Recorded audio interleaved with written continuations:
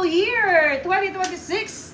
Ito ang inyong palangga na always na nagmamaganda at laging may eksena sa buhay.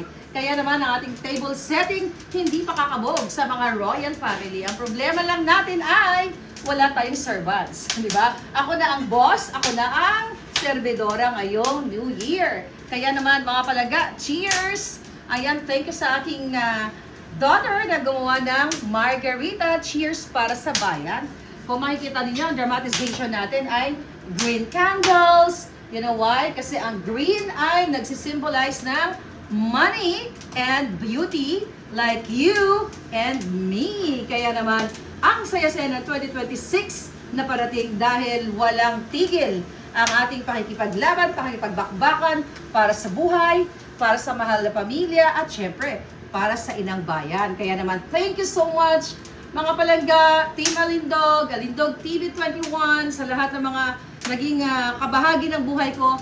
2025, Spokes Harry Roque, I love you my dear friend. I'll see you very soon.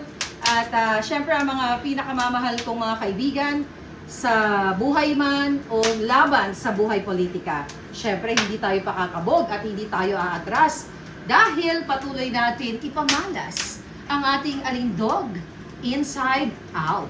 O, di ba? Siyempre, dapat ang ating Alindog, hindi talaga dapat tayo nagpapakabog. Kaya naman, Happy New Year! Cheers for 2026!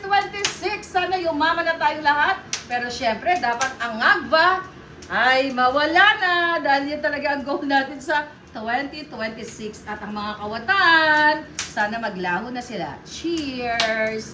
Happy New Year!